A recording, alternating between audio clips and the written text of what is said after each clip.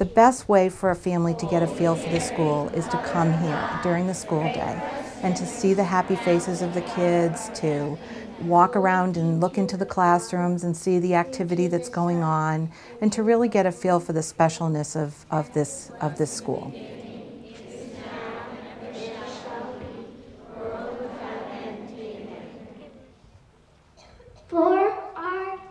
Morning prayer is really special, and it's not something that happens at every school, so it's a great way to start our day, bringing the whole community together.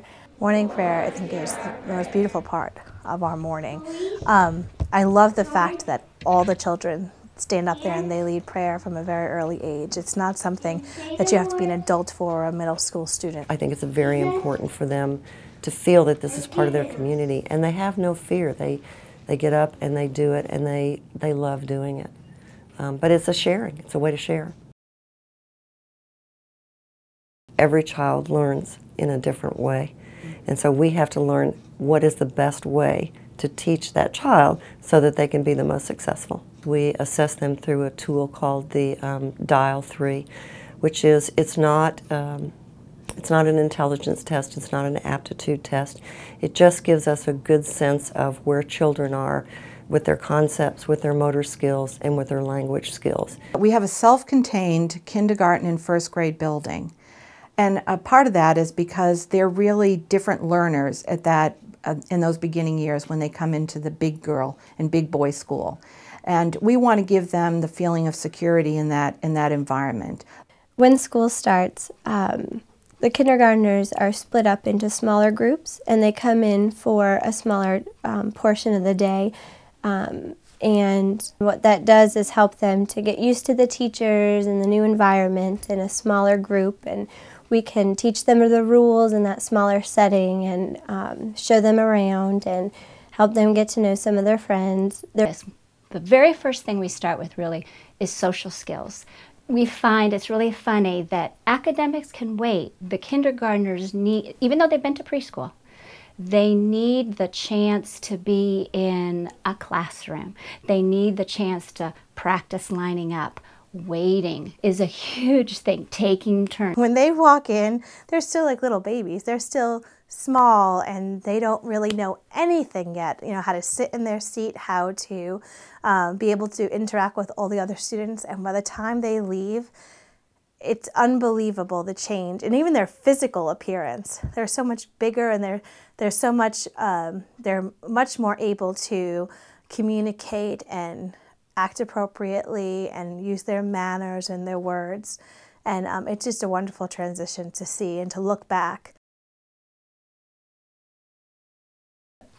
Kindergartners are best in the morning, so that's when we pack our academic things in. Language arts, math, all those kind of things where we're really needing them to be at their best. 4 10s and 0. Does it say 140? Yeah. A smart board is an interactive board that runs through the computer, and the kids can come up and touch it, and basically your finger is the mouse. So anything that you do on the board, it's like using the mouse on the computer. We're so very fortunate that we have 3 classes per grade, and in those classes we have 2 teachers, an instructional teaching assistant as well as a primary teacher. And the instructional teaching assistant is a second set of hands in that classroom. Our instructional teachers' assistants can also teach in the classroom. So it's not just someone that's going to be looking at papers or making photocopies. They are involved in our everyday, lesson planning. We team teach. They are there to provide assistance and help and comfort to the children. But they also do some instruction as well, helping with small groups, whether it's with reading or with math. Maybe pulling some children out in the back of the room or the hallway to do some challenging work or some extra work with the children. Parents are really a lifeblood. I don't know what we would do without them. In my class, and really in all the kindergarten classes, they have parent volunteers. And we say to them, this is what we would like to accomplish with this group, you know, be it math or whatever it is, and give you that. But of course, we also have chances for parents to come in and be our readers or community helpers. Raindrops on roses and whiskers on kittens, bright copper kettles and warm woolen mittens. A big part of the Franciscan philosophy on education is the importance in the cultural arts. So we will always have art, music, the kids will always have physical education, which we have twice a week for 45 minutes. They will always have drama.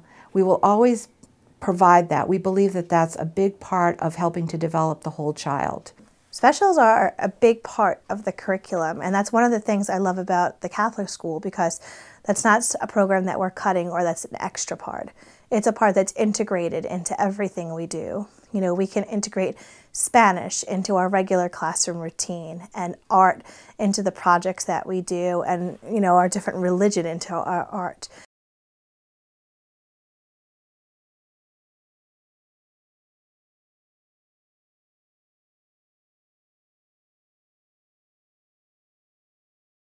When you come to a school like this, of course, you're going to get academic excellence.